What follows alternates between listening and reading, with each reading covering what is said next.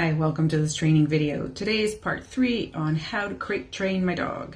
If you haven't seen part 2, make sure to watch that. And if you haven't seen part 2, make sure to watch that as well. The links will be up here and you can check them out.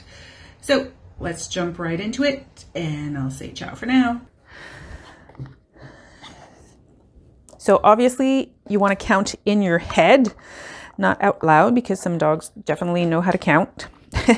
They learn how to count because you're doing this vocal 1, 2, 3. So normally I count in my head, and it's a Mississippi 1. It's not 1, 2, 3. It's Mississippi 1, Mississippi 2, Mississippi 3, and so on. And as I said, I like to double. So this time I'm going to go for 4 seconds. Okay, go, go, go. Now, as I said, she knows this. I could just ask, whoop, you come out, and there's nothing happening. Oh, stress yawn. Oh, what are we doing? I'm confused. Mrs. Superstar, La Diva Dinosaur. Go, go, go, go. Come on. You can do it. Good girl. Good girl. She's like, where's my treat? I did this. So I'm going to close it. And again, I'm going to count out loud. So Mississippi 1, Mississippi 2, Mississippi 3, Mississippi 4. And then again, the crate is reinforcing. She comes in for some cheese. So you've noticed that I haven't locked the door yet. And that's just to make them feel comfortable. They know the difference between unlocked and locked door. Go, go, go, go. Good girl.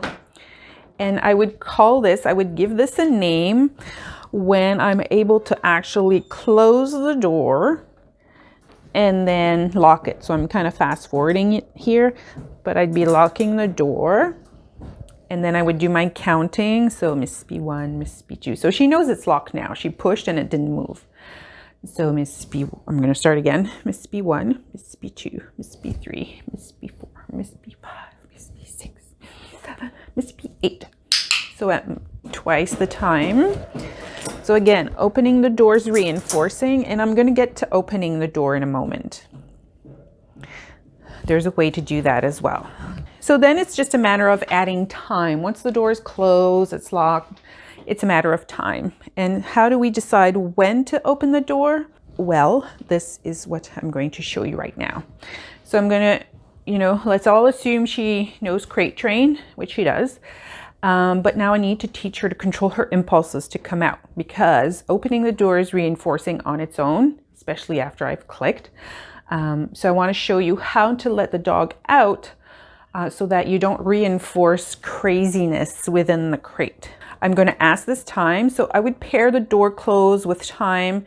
And as she goes in and I'm closing the door, this is going to be called D-O-D-O. Albert has a different name for it, just because I don't want to send them both at the same time. So if I say Hariette, D-O-D-O, she goes in, but Albert's not prompted to go into his. He has a different cue. I'm going to show you how to name it so that you understand how that works.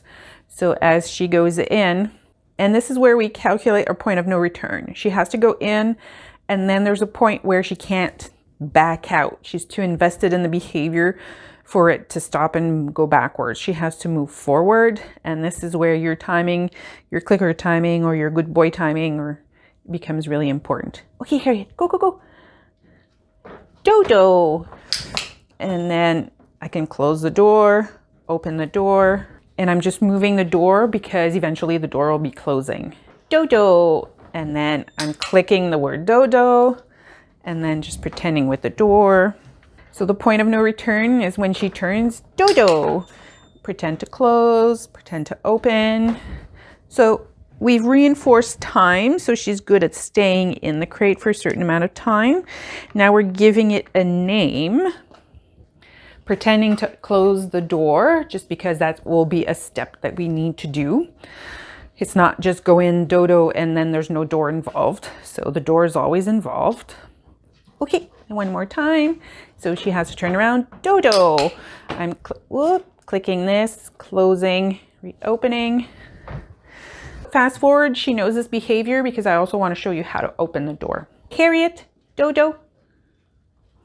She goes in. I close the door.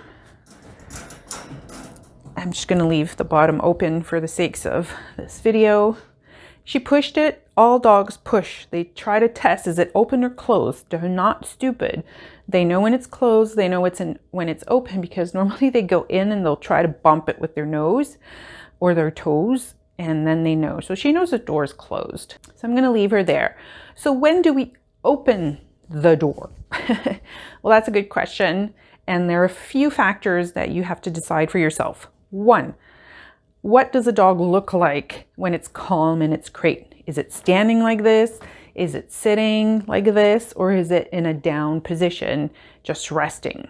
Is it barking, whining, whatever? So whatever do you want it to look like? So for me, it's not necessarily a down or sit, stay. It's a being calm, no noise, especially no barking. If you can sit like this calmly, not bark, normally they'll go into a down position relatively, soon. They might even fall asleep. You want to open the door when they're sleeping or when they're just calm and relaxed. So Hariette was very excited as a puppy, so she learned that the door opens when you're almost passed out. But let's say you need to absolutely let the dog out for, toilet duties. So this is a way to open the crate. We're going to open the crate and we're going to use the door as our reinforcer / punishment. So the door will open. If you try to, she knows this, if you try to come out of the crate, the door would close, but it will close in an appropriate, investment in the behavior. So if it tries to come out really quickly, the door closes quickly all the way. If the dog is just trying to, step out, then the door might close just partly. So I want to be able to open the door entirely and then releasing my dog with a cue. And then I say, okay, good girl. So okay means that you are now released from your behavior. You can come out. So the best is to practice this during the day. You're taking a shower, put the dog in the crate. You're doing the dishes, put the dog in the crate. Put the dog in the crate whenever. Sometimes it's because you need to go to the market. Sometimes it's because somebody's coming in. So you should be able to just come in, close the door. So let's assume I close the bottom one as well. The dog stays there. You go about doing whatever it is you need to do, vacuum, sweep the floor, clean the house, wash your hands, all the things that we have to do. And then you're done. The dog is either sleeping or is calmly resting in a sit or down position. So whatever it is that you want it to look like, that is what we're going to use. So for me, if it's a sit stay like this, then I can come in, open the door, and then it's not just to open it. I'm slowly opening it. If she gives an indication of trying to come out, then I'm going to close it and then reopen, close, reopen, close. So opening of the crate, as I said earlier, is a reinforcer. Closing it tells her you have to control yourself. So she's trying to push it. I'm opening it. She's probably wondering why I keep doing this. But I want her to be able to stay in there, and I give that release, which is okay. And then she can come out or she can stay there. That's her choice. I gave her the release. She goes from there. So that's how we kind of crate train our dogs.